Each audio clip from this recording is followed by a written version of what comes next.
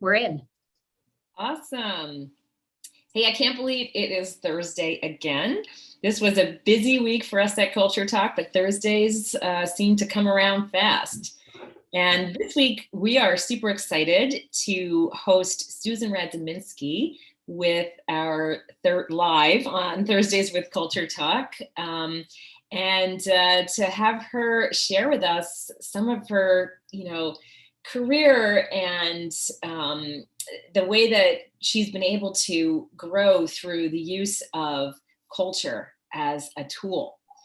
And so I want to just start by introducing Susan briefly and how we came to know her here at Culture Talk.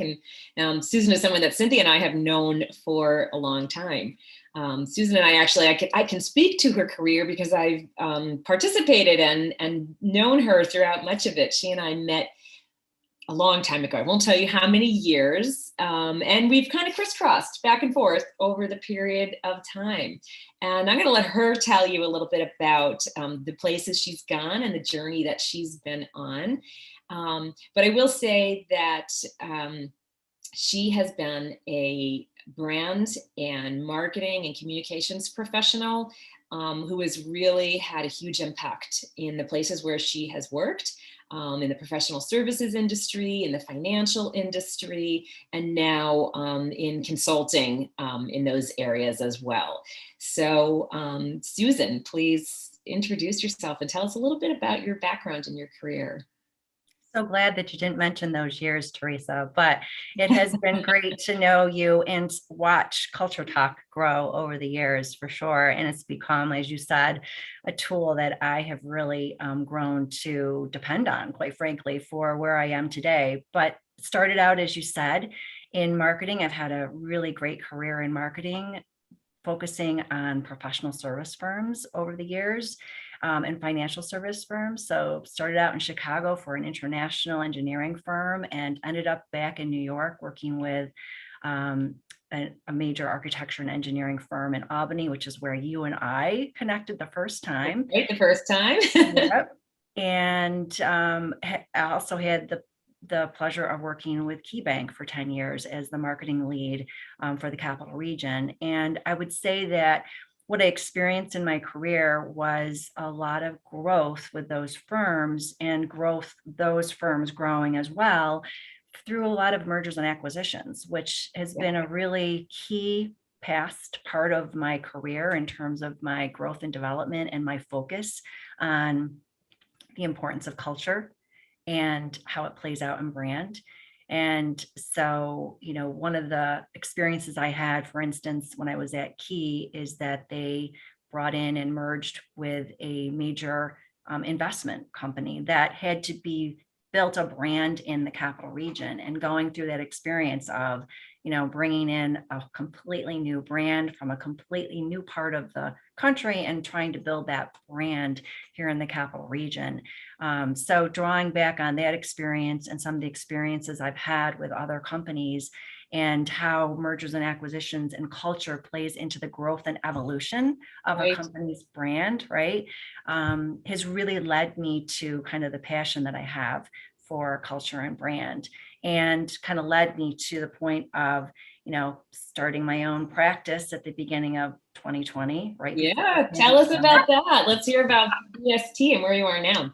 Yeah, so started my own marketing consulting based on seeing a need for, a lot of small businesses and entrepreneurs start out their companies and have a passion for what they do and want to do what they're passionate about. And marketing may not be in that mix. So just being a resource to those types of companies that don't have that expertise in-house and lending that expertise to them. And actually one of my first clients became BST, which is an accounting and business advisory firm, very well established in the Capital Region, but at the time did not have a senior leadership marketing person. So I was brought in to help them create a strategy around marketing and brand.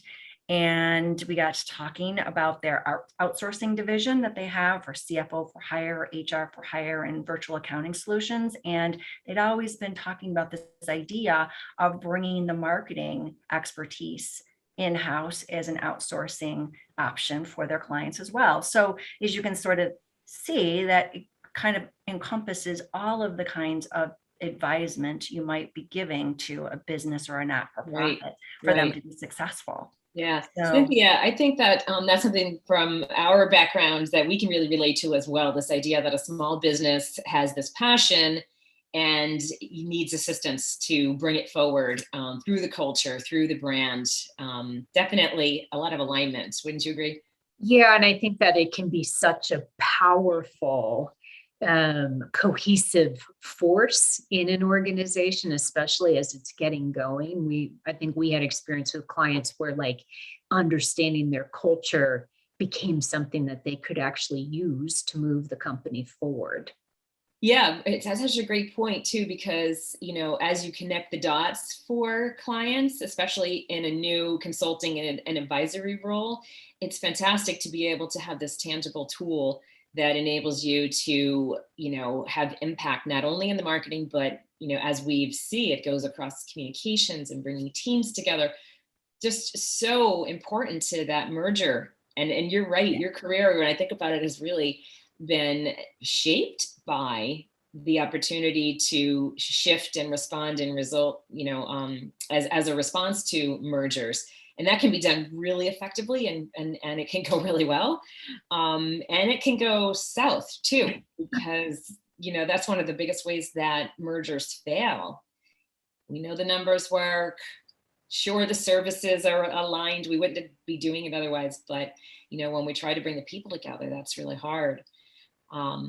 So over these experiences, especially over the last like 7 or 8 years or so, we have had this great chance to again kind of crisscross, and you've had a chance to see Culture Talk at work, both with the architecture and engineering firm that we, really ran an early pilot with Culture Talk.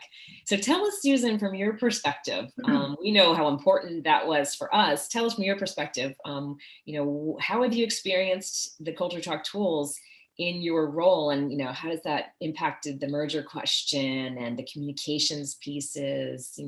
What's that look like from your perspective? So from the perspective, going back to that example, the architecture and engineering firm that had acquired new companies in different parts of the country with different service lines, I think when the decisions were made, everything looked like it was a really good fit. And once we got into the integration, especially around brand and marketing, it started to become a really bumpy road. And there was a lot of resistance, and kind of understandably so, right? It's hard to give up something that you've built, especially around your brand and your name. Your name. So at the time we realized, wow, why are things not going so well? Why are things a little bit bumpier than we anticipated? And one of the things we realized right away is it goes down to culture. And I give the leadership team a lot of credit for realizing that it has a lot to do, is that everything to do with culture. And so we immediately started looking for a tool that we could use to measure culture and use that as a way for us to build the bridge. And interestingly enough, timing is everything, right? Where you were launching Culture Talk at the time, you were working with the Siena Research Institute, and we just collided again. And and it became a tool that we looked at to say, okay, let's give this a try. And we did. And it really made a difference in terms of helping us move to the next level. And what I really appreciated about the Culture Talk tool and what it did for that company and those people is that it allowed us to realize that the results, when they came back, we realized that we had a lot more in common than we were giving ourselves credit for. And it allowed us to have a platform to move forward, realizing like this is a good fit. And we do have a value for the same kinds of things. And we do value the same kinds of language. We use the same kind of language. And so it was really a turning point for us. to use the tool in that way to help us move forward with the integration. And that was my first experience with CultureTalk. Then I used it again when I was looking at bringing marketing teams together from these different companies too. And how do you get to know one another, especially when you're located across offices, far away from each other. And the only way that you're communicating, even before the pandemic, I was going to say, this was pre-pandemic, right? Yeah. So I'm accustomed to this because this is Yeah. how we would communicate a lot of the time. So using the CultureTalk tool to measure your teams and giving your teams the tool to understand each other better. That was another way of using the tool that was very effective. One of the things that I think that we have experienced a lot of is conversation, right? So having the language to all of a sudden open a conversation, nothing's changed except for now we have a new understanding and perhaps we've added this language and now we can talk to each other, right, Cynthia? I mean, this is like, you know. I was going to underscore just the common language and how powerful that is when you are trying to bring people together. And so, you know, culture, you know, people say, oh, we have a good culture, we have this kind of culture, but like there's not a deeper language where we can really identify what are those beliefs and behaviors that are part of our culture. And that's something I think we've seen Archetypes delivers in spades for leaders. Yeah. Susan, we were chatting earlier about values. And I think there's such a difference, right? Like say you're bringing cultures together and you say, well, yeah, we all have this value around integrity. Well, great. What does that mean? You know, how does it show up? And it's you know, when you can tap into behaviors. So in our experience, like, you know, I'd love to hear how that went down, you know, in your experiences. But when people put values out there, it really helps, you know, as Cynthia says, to have something that's tied to actual behaviors. Yeah. And I mean, I've started to realize that in thinking about, you know, mission, vision, values of companies, and you sort of take a look at, everybody's interested to see, like when you're learning about a new organization, you kind of go to look for what their mission, vision, values are, right? And, you know, I've noticed just over the past couple of months, even just how important it is for companies to take a look at what they're saying and understanding if they're really driving those values through behaviors. And one great example I'll offer is that I was looking at Southwest Airlines site recently. Actually, as the pandemic was hitting, I was watching a lot of CNBC, and I was really intrigued by the different CEOs that would show up and talk during this time and how they were talking. And I found it interesting that those that were really authentic in their message really stayed true to their brand, and those perhaps that were not were kind of looking like they're reading off script. And I always remember thinking about how Southwest was on quite a few times. Very difficult industry to be in right now during this, right? Having to make very difficult decisions and choices that are impacting their employees and the consumers. But I just was just so impressed when I went back and looked at their website and saw their mission, vision, values. The way they talk about their values is completely about behavior. And they talk about how the company behaves and how the individual behaves. And I think that's, it's so smart, right? It's like you as a person know exactly what's expected of you to behave. Those words of integrity and quality and excellence, they really don't mean anything unless you know how to behave and deliver that.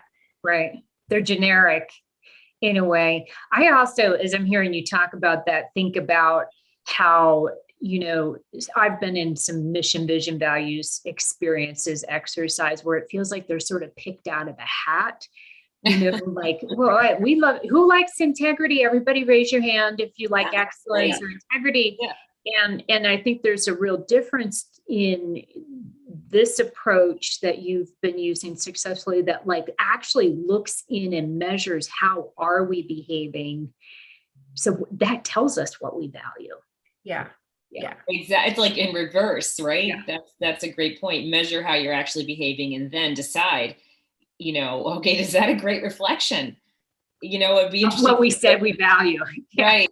it'd be so interesting to hear those same CEOs, Susan, from the broadcasts to be doing it in reverse and saying, okay, here's what our people are actually doing. Here are the policies we're putting in place. And then like, let's reverse engineer to see what that says about us.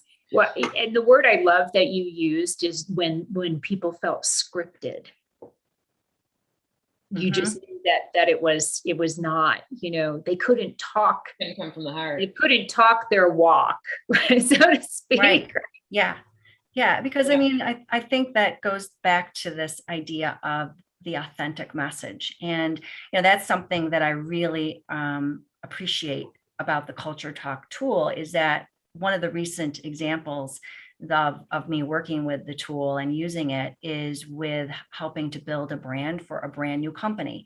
So BST has come together with a new company, an investment financial planning firm, to create a new company. And we are creating a new brand for that company. And we use the CultureTalk tool to do an organizational assessment. And as part of that process, it allows me to talk to their clients and understand how the clients experience their services and their process and their approach. And then to go through a validation process of what the tool tells about the organization and validating that with the founders of that original company, with the new company and their partners, and bringing them through that process. And what I felt was really empowering to the people in the room is that they heard authentic messages from their clients experiencing them. They saw the results of the survey where it provides their profile, their archetype profile, and there was such a consistency in how the profile presented the company and how the clients describe them. And so we're going to use that work to help create the new brand. And I think it's going to be such an authentic message that we can create for them because it's coming from them. It's coming from their clients. We're going to use words that are really, really authentic to them and meaningful to them and meaningful to their clients. And that was what I felt like, everyone is striving for differentiation. And I was saying to Teresa earlier that, differentiation is really difficult to achieve, but authenticity is easy to achieve when you really do the work. I love and that. It comes Quote. from I love that. Yeah. Yeah, that is awesome. I'm curious, Susan, how did the people in the room experience that? What were their ahas? What were the biggest revelations, surprises maybe that happened around that?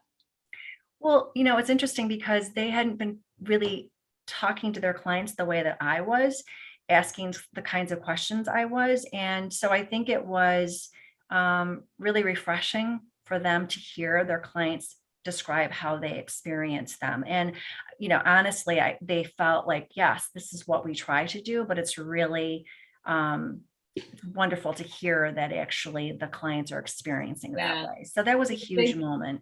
Did they talk in story? This is one of the things that. Yes. Yeah. Yes. One of the things I love about this new company is the founders of this company talk in stories all the time, and they have great stories to tell. And that's really when the process and their approach comes out, is through their stories. Yeah. And that is so critical in using a tool that just literally is based on story. Mm-hmm. Because as human beings, when you talk about that authenticity, this is how we show up. I always love, what do people do when they come back after the weekend, or, they talk to each other, they tell stories. And if you just listen, mm-hmm. It's just one story after the next. Kind of the way the human beings relate to one another. And, Cynthia, what's the brain science? I think there's some really interesting new stuff about story and what our brains do. Right. It's literally our brains are wired for stories. So even if you give a presentation, let's say, Susan, you were running the same, brand kind of experience, and you just had bullet points and facts and maybe your competitive analysis. Our brains actually take that information in and translate it into story. So if you can feed the brain how it likes to experience and evolve, it's tapping into like the whole brain experience in a really powerful way. Yeah, that's fascinating. I think I read that from you at some point, and I was like, that is really, really cool to think about. And I think the other thing I really like about using the Culture Talk tool for me, I've had experience working with other assessment tools, and they never really stick with me. I can never really remember them. But I find with archetypes, because they're based on story and they're based on human behavior, I remember them. And I think that in my experience of working now with others and introducing them to the archetypes and using the tool, what I've found is that they are really getting it quickly and it's sticking with them, because I think anyone can kind of in their mind play out, okay, so the hero is going to save the day, right? The jester is going to delight you with lightheartedness. The revolutionary is going to, tear things down and rebuild it. So I think people get that and it sticks with them. Yeah, and it's kind of non-threatening as well. So there's this ability to accept, back to that authentic thing, sort of like it's an authentic expression of either who I am as a human or who we are as a group and a culture. And it creates some tangibility because they remember it, because there's a stickiness to the names themselves and this kind of real ability to go back in your own mind and connect to story around it. So you mentioned a few patterns. The magician keeps coming to mind for me because I know that was an important one in the validation session that you just ran, and sort of, well, how does a magician behave? Well, we already know. They transform things, and it's a really easy concept to say, yes, I can validate that. And then there's that shadow side that we all can be aware of.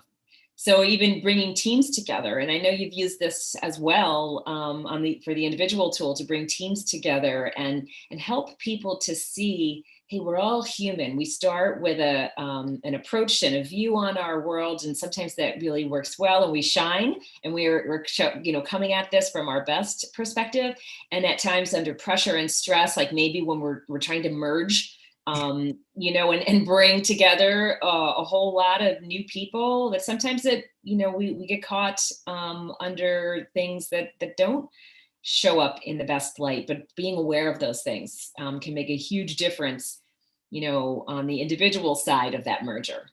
Yeah, definitely. Yeah, I think all the words you're using too, like sticky is a funny word, right? But it's such a brand. Don't we want a brand to be sticky? Don't we want our culture to have a stickiness to it? Especially in the day of the Great Resignation. How can we use our culture for people to feel connected?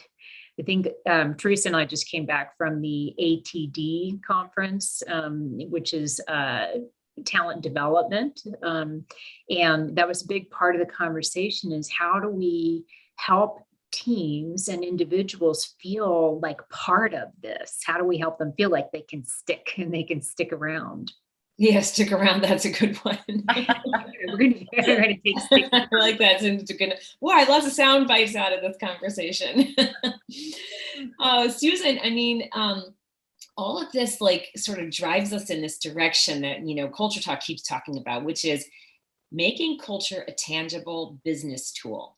You've had this career in corporate work in the corporate world, and now moving into the consulting world. And so I'm just so curious about your experiences and where you've seen things done well, where culture actually becomes a tangible tool, or what's your hope, in working with your clients around that? Yeah, so I think, many organizations are talking about culture and they realize how important culture is. But what I witness is that, and this is, just in general, I think everybody would probably admit to this too, is that we're just scratching the surface when it comes to really leveraging culture and what it does for your organization. And, I think it's dangerous when organizations start cultural initiatives and they become an initiative that resides over here in the human resources department or resides over here in the marketing department. needs to be driven from the top, and it needs to be driven every single day and lived every single day with everybody at all different levels of the organization. And where I've seen it really work well is my experience at Key.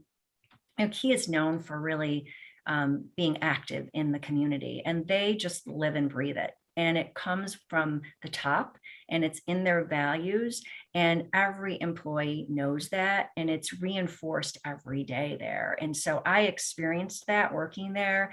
It was very powerful. I mean, and that's just one example of their kind of culture and what they feel as a company, to how important it is to give back. And they continue to do that, but it was driven from the top, and it was reinforced every day. And I think that, when companies think about what they want their culture to be like and have that vision from the top, and then it's just about really understanding how important it is to get everybody on board, and everybody has a part in it. Right. Right. And that's the direct example as well of tying the behaviors, so it's more than just a statement. It shows up in the behaviors. And so when somebody new enters the organization, it probably documented, and all around them, they can see this behavior being rewarded and expected. Absolutely. It's part of your onboarding process. It's part of your performance process. It infiltrates everything. I love infiltrate, and I was going to say immerse. Like when you were talking, I felt like this sense of like you're immersed in it. And also when that new employee comes in, they feel it, right? Like we feel the energy in any group that we walk into. So it sounds like they kind of went throughout the talent life cycle. How do we continue to reinforce this culture that we're trying to build? Well, I'm just going to make an observation that since Susan has a high hero archetype, she's infiltrating. So, infiltrate away. That's the way it should be. So I would love to wind us up today with a question. Susan, I mean, what advice do you have for professionals that are in-house in the marketing communications function, maybe responsible for the brand? Like, you've had such a rich career in playing that role, and now advising other people who are, trying to bring the same, whether it's a small business or in a larger organization, advising and helping other people to be successful. So what's your advice for people that are in that function? Yeah, well, I've learned a lot from my mistakes. So I would say that when I look back, I think some of the areas where I stumbled the most were when I wasn't listening to my gut. I wasn't following my instincts. And I know from being inside an organization and being leading a marketing group and working with leaders of organizations, I know sometimes marketing is brought in later in the process on certain initiatives than you would like. And you're kind of given this mandate to just execute. And I would just say to marketing professionals, and I used to say this to my team as well, take a step back. Don't just immediately rush to do what people are telling you to do and execute. Use your marketing expertise to think about it and be a consultant to them to say, let's take a step back and think about maybe we can do this a different way, or how about this idea, and feel empowered to bring your ideas to the table. And also I would say that, look for tools to help you be successful in your career.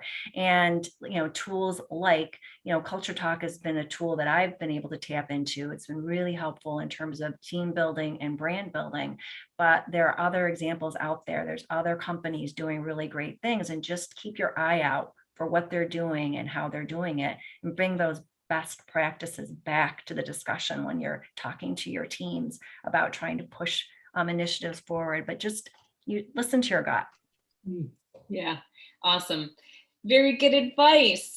Yeah, I know. I was thinking, what a treat to work for you, right? Yeah, right. To have that kind of mentoring. So awesome.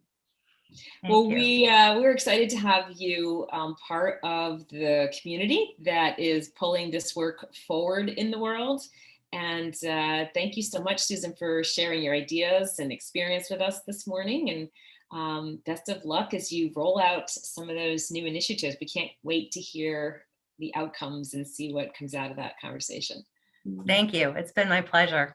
Yeah, thank you, Susan. And I'll just put one quick plug that if you're interested in becoming a certified partner like Susan has gone through our certification program, we'll include some links. We've got a couple certification classes starting in September and October, and we're always happy to have a conversation if you want to learn more about that program, and join Susan and the rest of our community in the adventure.